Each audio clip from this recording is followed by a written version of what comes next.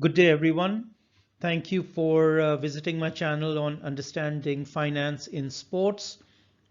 Today, we'll talk about the finances of the International Olympic Committee, the IOC, from 2013 to 2016.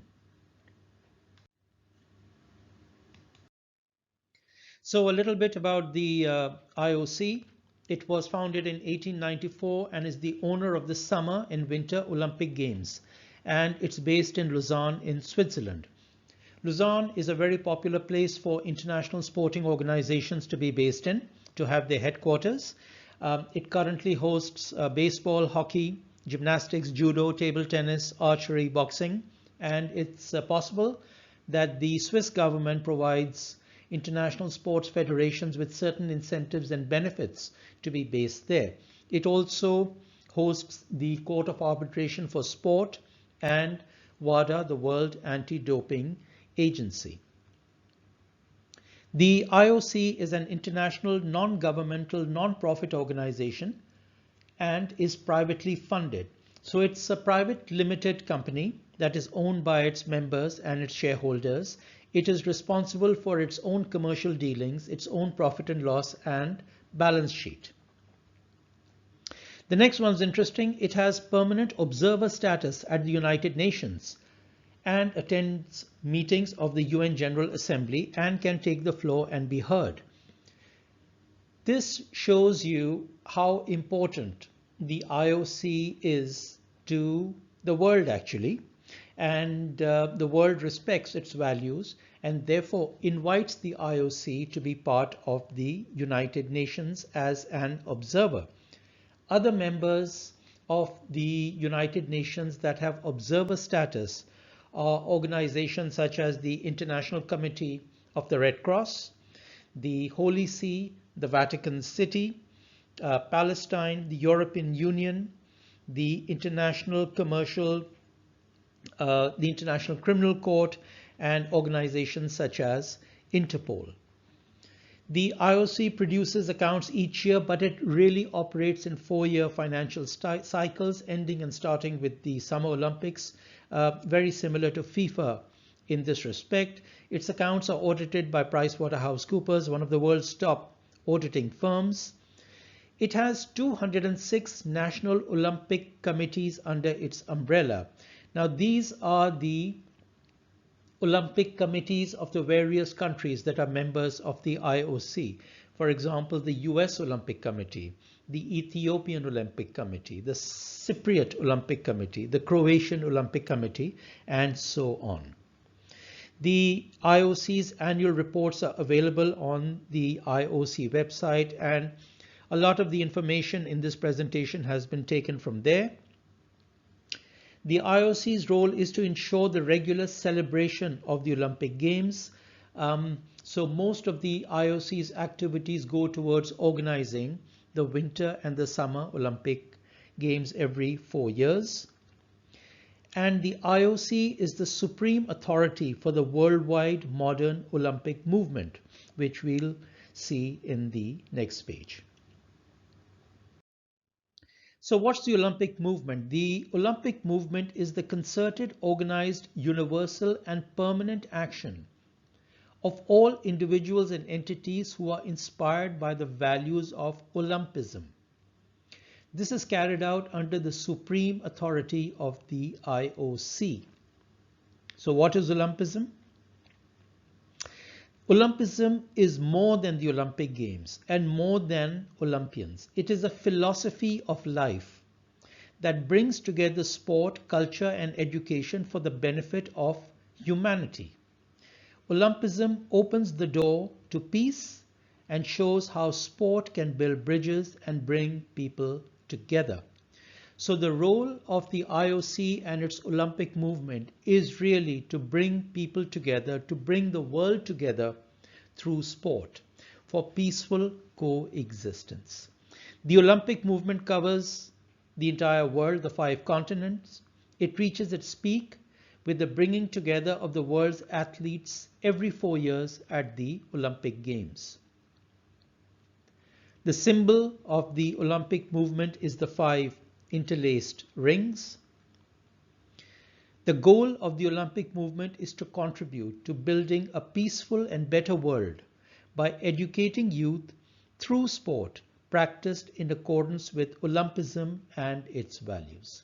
So these are excellent values and objectives to have to make the world a better place through sport.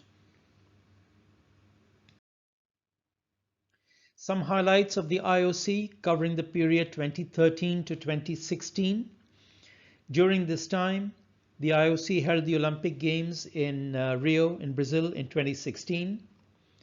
It held the Winter Olympics in Sochi, Russia in 2014. It held the Youth Olympic Games in China in 2014 and the Youth Winter Olympic Games in Norway in 2016. It also, during this period, launched the Olympic Channel, which is an internet streaming TV service. And the IOC supports the Paralympic Games in a number of ways. It's a different organization, but there is an agreement between the Paralympic Games and the IOC for the IOC host country to host the Paralympic Games as well. The IOC also provides financial support to the Paralympic Games and gives it visibility through its own marketing and publicity. Let's look at some financial highlights of the IOC for this period. The IOC distributes roughly 90% of its revenues towards developing sport worldwide. And this it does by providing distribution and grants to the 206 national Olympic committees that are members of the IOC. It also provides funding for the organizing committees for the Olympic Games, such as in Sochi and in Rio. It also provides grants and support to the international federations such as FIFA, FIH, Hockey, who are IOC members and who receive funding for use in their own individual sports. So the IOC distributes 90% of its revenues, which during the period that we are talking about amounted to roughly $5 billion. 50%, half of the 90%, goes towards staging the Olympic Games, which is roughly $2.5 billion. For example, the Rio Olympics cost the IOC $1.5 billion. 38% goes towards development of sports at the grassroots by contributions to the international federations, the NOCs, and the Olympic Solidarity, which we'll talk about later. That amounts to roughly $1.9 billion during the period. And 12% went towards hosting the Youth Olympic Games. There were additional athlete programs, protecting clean athletes, trying to keep the sports, the world of sports, drug-free, and promoting Olympics in society. So all of that cost about $600 million during that period. The IOC retains 10% for administration and to support various sport development projects. And an example of monies that it spends on special projects is its contribution towards anti-doping efforts, where during the period it spent roughly $136 million contributions to WADA towards medical research, testing and retesting of athletes, etc. Let's have a look at the IOC's high-level revenues and expenses for the period. It had revenues of $5.6 billion. It spent $5.4 billion. Its surplus before financial income was $270 million. It had a deficit in its interest and financial results, probably because of currency hedging, because its Olympic Games are held in countries which have their own currency, and the IOC needs to hedge the currency exposure, which is in effect an insurance against currency fluctuations. And it then ended up with a net surplus of $207 million. And The $5.7 billion of revenues, what are they made up of? 4.1 billion came in selling the TV broadcast rights. So that's roughly 73% of its revenues. And this is very typical of international sports organizations these days, whose majority of their income comes from selling TV and media rights. So to have 60 to 70% raised as a result of selling broadcast rights is fairly normal these days. $1 billion, roughly 18% of the IOC's revenues came from selling commercial sponsorships through its top program, which we'll talk about, and there were other revenues of $500 million, accrediting suppliers and awarding licenses and merchandising, and other revenues could be, for example, the money it raises by people visiting the IOC museum. So the IOC collects revenues of roughly $3.8 million per day. How does this compare to revenues from previous periods? So you can see that in the 4-year period ending 2004, the IOC had revenues of $3 billion. That went up to 3.9 in the 2008 cycle, to 5.2 billion in the 2012 cycle, and 5.7 billion in the 2016 cycle.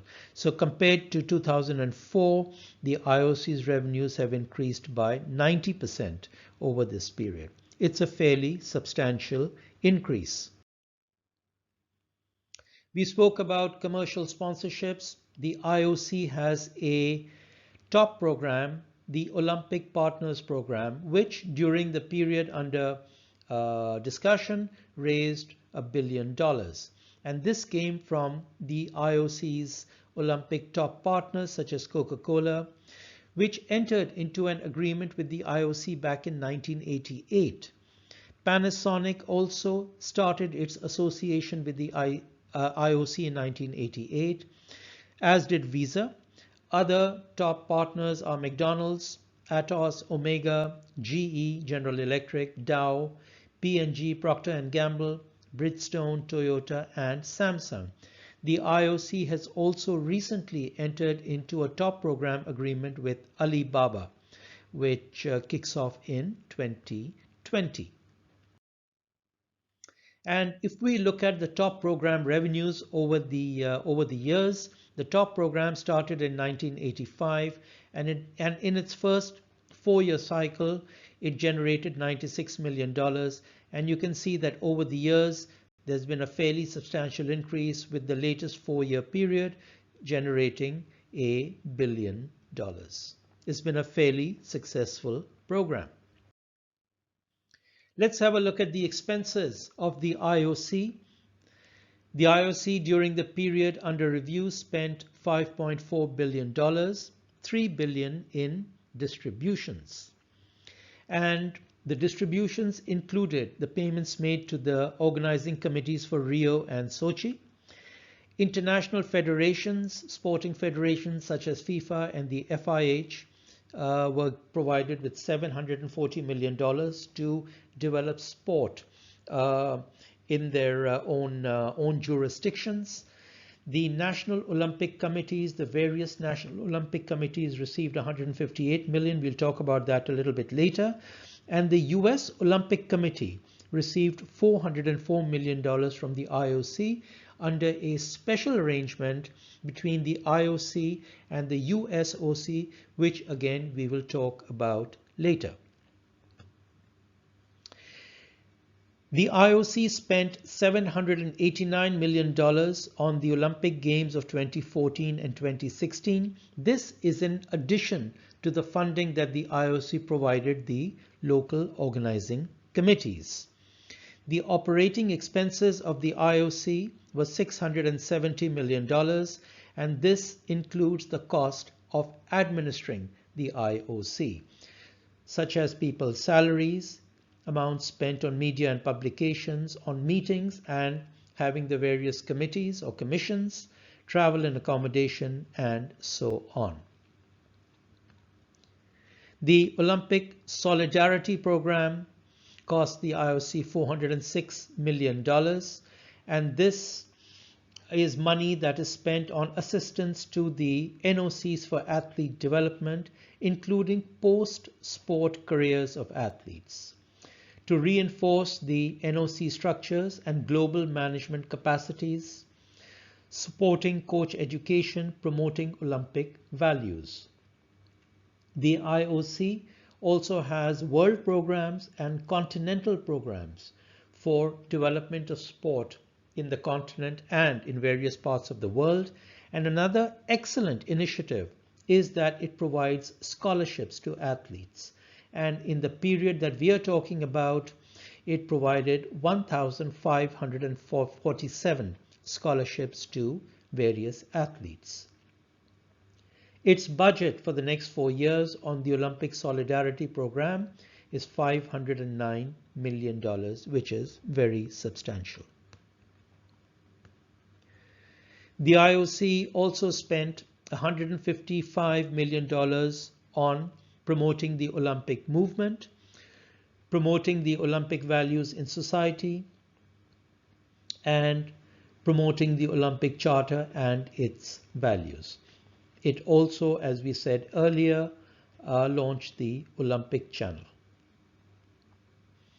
Allocated funds for sport, $150 million.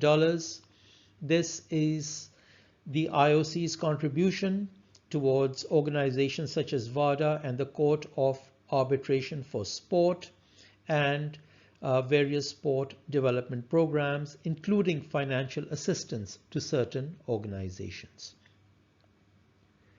The IOC spent $84 million on hosting the Youth Olympic Games in 2014 and 2016, and then there were other smaller special projects. So the IOC spends on sport roughly $3.4 million per day, as opposed to revenues of $3.8 million a day. So it spends roughly 90% of its revenues on promoting sport throughout the world. Let's look at the amount that the IOC actually provides a member country, a National Olympic Committee, and these are in no particular order, and I've just picked these at random from the information that was available. So Egypt received $1.6 million in the 4-year period 2013 to 2016. Australia received $3.5 million. A smaller country like Vanuatu received $600,000. China received almost $3 million. And Algeria received $1 million. And just for information's sake, let's break down the amount that Algeria received and what this amount was spent on. So in the case of Algeria, $39,000 was spent towards athlete scholarships that we spoke about earlier, coach education, $100,000, and coach scholarships, $100,000. Olympic Games subsidies to prepare for the Olympics, $340,000. I guess these are spent on various training camps prior to the Olympics. The administration of the Algerian Olympic Committee, $160,000. Various sports management courses. Encouraging women in sport, $50,000. And a total of $1,086,000 given to Algeria.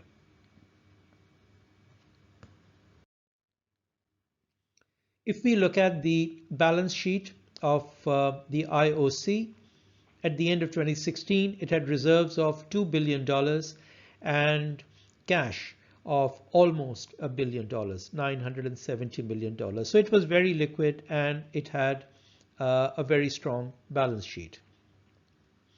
And the importance of reserves comes in to sustain you during a period where there may not be any revenue. So assuming things go wrong and there are no revenues, the IOC has enough reserves to operate at the current level of expenditure for 18 months with reserves of 2 billion.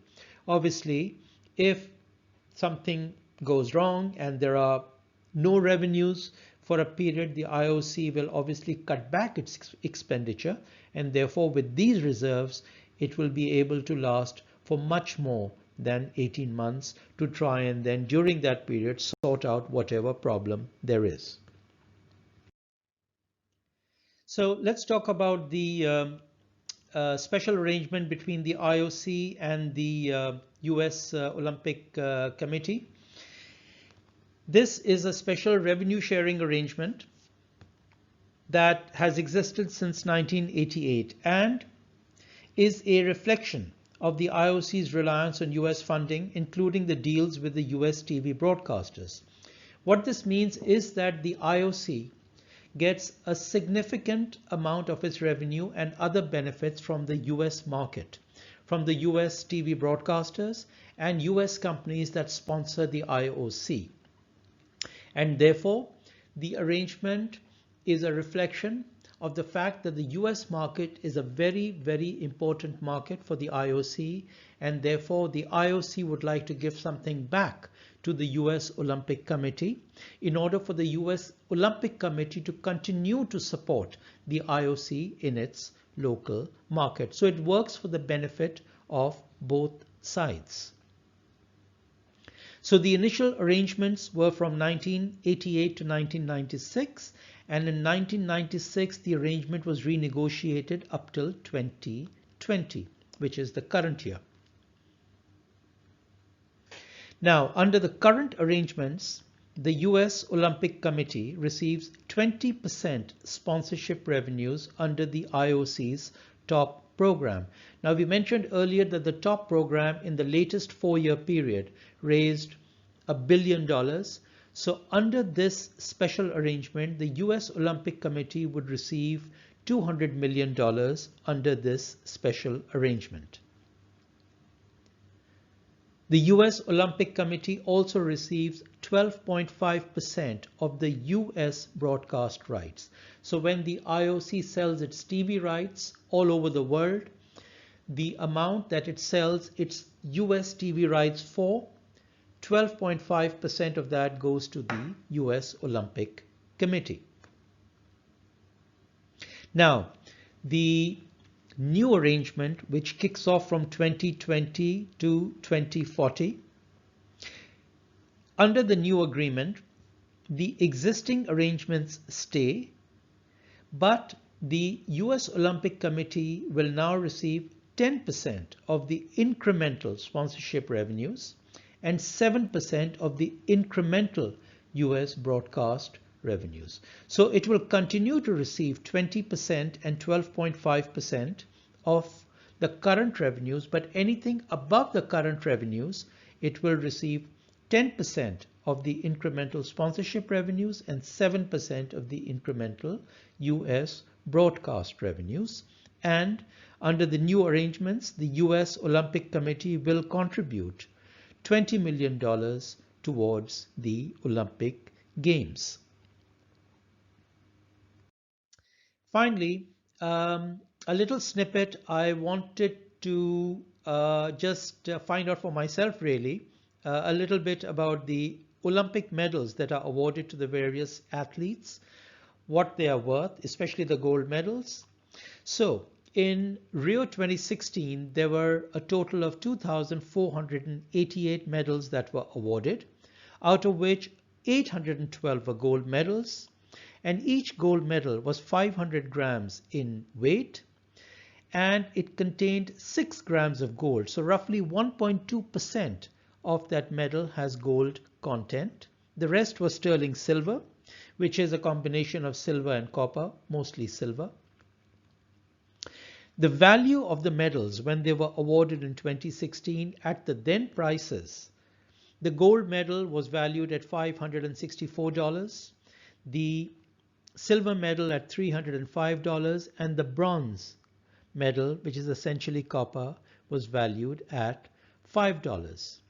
Just for your information, the last solid gold medals were awarded at the 1912 Summer Olympics in Sweden.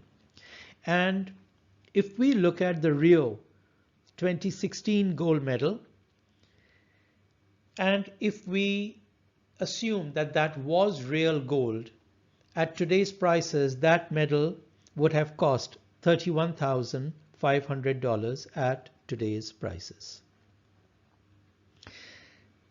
Rio 2016 spent $708,000 on the cost of the materials for all these gold medals, plus of course the cost of minting, polishing and packaging, which may have doubled the cost or even more.